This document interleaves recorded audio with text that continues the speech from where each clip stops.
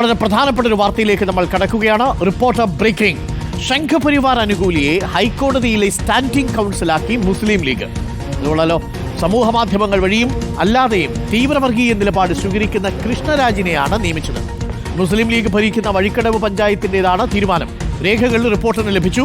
വഖഫ് നിയമ ഭേദഗതിയിൽ ലീഗ് ഹർജിയെ ചോദ്യം ചെയ്ത കാസയ്ക്ക് വേണ്ടി ഹാജരാകുന്നത് കൃഷ്ണരാജാണ്. റഹീസ് റഷീദുണ്ട് കൂടുതൽ വിവരങ്ങളുമായി. Rahees Rasheed, good morning. ഇതാ കയ്യിൽ ചരടക്കം കിട്ടിയ മറ്റേ സ്വപ്ന സുരേഷിന് വേണ്ടി ഹാജരായ സംഘി വക്കീലാണല്ലോ അല്ലേ? അങ്ങനെയാണ് പൊതുവെ സമൂഹ മാധ്യമങ്ങൾ അറിയപ്പെടുന്നതെന്നാണ് ഞാൻ മനസ്സിലാക്കുന്നത്. ഈ കക്ഷിയെ ലീഗിന്റെ പഞ്ചായത്തിലാണോ സ്റ്റാൻഡിംഗ് കൗൺസിലാക്കിയിരിക്കുന്നത്? വഖഫ് നിയമ ഭേദഗതിയെ അനുകൂലിച്ചുകൊണ്ട് കാസയ്ക്ക് വേണ്ടിയിട്ട് പോയ കക്ഷിയല്ലേ ഈ വക്കീൽ?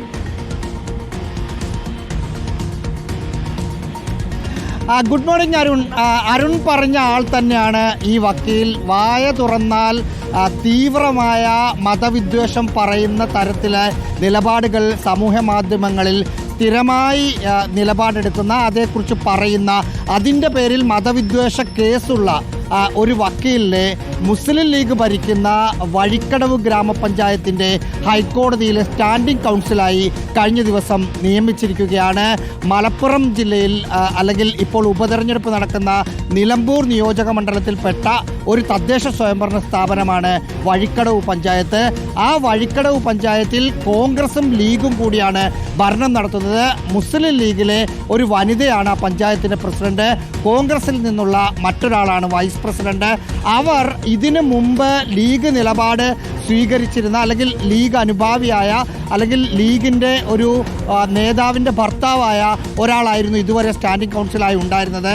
അദ്ദേഹത്തെ മാറ്റിയിട്ടാണ് കൃഷ്ണരാജിനെ കഴിഞ്ഞ ദിവസം നിയമിച്ചത്. നമ്മൾ ഇതിൽ ഒരു വ്യക്തത വരുത്തുന്നതിന് വേണ്ടി പഞ്ചായത്ത് പ്രസിഡന്റിനെ ഞാനിന്നലെ ഫോണിൽ വിളിച്ചിരുന്നു. പഞ്ചായത്ത് പ്രസിഡന്റ് പറഞ്ഞത് നല്ലൊരു വക്കീലിനെ കിട്ടി. ഇതിനു മുമ്പുണ്ടായിരുന്ന വക്കീൽ പഞ്ചായത്തിൻ്റെ കേസുകൾ ഹൈക്കോടതിയിൽ നല്ല രീതിയിൽ വാദിച്ചിരുന്നില്ല. അപ്പോൾ ഒരു മികച്ച അഭിഭാഷകനെ കിട്ടിയപ്പോൾ ഞങ്ങൾ അവിടെ നിയമിച്ചതാണ് എന്ന വളരെ വിചിത്രമായ ഒരു മറുപടിയാണ് പഞ്ചായത്ത് പ്രസിഡന്റ് പറഞ്ഞത്. പക്ഷേ ആ സംസാരം പൂർത്തിയാക്കുന്നതിന് മുമ്പ് കോൾ കട്ടായി. പിന്നീട് ഇന്നലെ വൈകുന്നേരം മുതൽ ഇപ്പോൾ നമ്മൾ ലൈവിൽ നിൽക്കുന്ന സമയം വരെ പലതവണ വിളിച്ചിട്ട് അവർ ഫോൺ എടുത്തുമില്ല.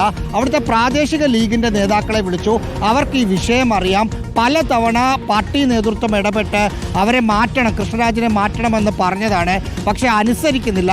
പ്രത്യേകിച്ച് നിലമ്പൂർ ഉപതെരഞ്ഞെടുപ്പ് വന്ന ഒരു പശ്ചാത്തലത്തിൽ ഇത് വലിയ വിവാദമാകുമെന്ന് കണ്ട് മാറ്റണമെന്ന് ജില്ലാ നേതൃത്വവും സംസ്ഥാന നേതൃത്വവും ആവശ്യപ്പെട്ടിട്ട് പോലും കൃഷ്ണരാജിന് വേണ്ടി വഴിക്കടവ് പഞ്ചായത്തിലെ UDF ഭരണസമിതി ഉറച്ചു നിൽക്കുകയാണ് എന്ന വിചിത്രമായ കാര്യം കൂടിയുണ്ട്. ഇതിൽ പല കാര്യങ്ങൾ ഇപ്പോൾ ആലപ്പുഴയിലുള്ള ഒരു KSRTC ഡ്രൈവർ താടി വെച്ച് വാഹനം ഓടിച്ചു എന്ന് പറഞ്ഞ് പ്രശ്നങ്ങൾ ഉണ്ടാക്കിയതിൻ്റെ പേരിൽ മതവിദ്വേഷ കേസ് ഇദ്ദേഹത്തിനെതിരെയുണ്ട്. ഏറ്റവും അവസാനം ഈ വഖഫ് നിയമ ഭേദഗതിയെ ചോദ്യം ചെയ്ത് ലീഗ് സുപ്രീം കോടതിയിൽ ഹർജി നൽകിയപ്പോൾ അതിന് തടസ്സ ഹർജി നൽകിയ കാസയ്ക്ക് വേണ്ടി ഹാജരാകുന്ന, അല്ലെങ്കിൽ ആ വാദം കാസയ്ക്ക് വേണ്ടി ഏറ്റെടുത്ത ഒരു വക്കീലാണ് ലീഗിൻ്റെ തദ്ദേശ സ്വയംഭരണ സ്ഥാപനം ഹൈക്കോടതിയിൽ സ്റ്റാൻഡിംഗ് കൗൺസിലാക്കിയത് എന്നോർക്കണം അരുൺ. സംഘപരിവാർ അനുകൂലിയായ ഒരു അഡ്വക്കേറ്റാണ് കൃഷ്ണരാജ് എന്ന പ്രേക്ഷകരെയും സമൂഹ മാധ്യമങ്ങളിലൊക്കെ അയാൾക്ക് പല പേരുകളുമുണ്ട്. അപ്പോൾ ഈ സംഘപരിവാർ അനുകൂലിയായ വക്കീലിനെ വഴിക്കടവ് പഞ്ചായത്തിൻ്റെ സ്റ്റാൻഡിംഗ് കൗൺസിലാക്കിയത് ലീഗ് ഭരിക്കുന്ന ലീഗാണ് ഇവിടെ മെജോറിറ്റി അല്ലേ? UDF. ലീഗിനാണ് അവിടെ മെജോറിറ്റി. അതുകൊണ്ട് തന്നെയാണ് UDF ഭരിക്കുന്നു, ലീഗിനാണ് മെജോറിറ്റി. ലീഗിൻ്റെയാണ് അവിടുത്തെ പഞ്ചായത്ത് പ്രസിഡന്റ്. ഞാൻ മനസ്സിലാക്കുന്നത് ഒരു SC/ST സംവരണമാണ് അവിടുത്തെ പ്രസിഡന്റ് സ്ഥാനത്തുള്ളത്. അവിടെ ലീഗിൻ്റെ പഞ്ചായത്ത് പ്രസിഡന്റ് തന്നെയാണുള്ളത്. വൈസ് പ്രസിഡന്റായി കോൺഗ്രസിലെ ഒരാളാണുള്ളത്. UDF തന്നെ പൂർണ്ണമായും ഭരിക്കുന്ന ഒരു പഞ്ചായത്ത്. ഓക്കെ, ഇതാണ് അതിൽ ഏറ്റവും വിചിത്രമായ ഒരു കാര്യവും. എന്തൊക്കെയാണ് സംഭവിക്കുക? ഇനി നമുക്ക് പഞ്ചായത്തിൻ്റെ വിശദീകരണം കേൾക്കാം.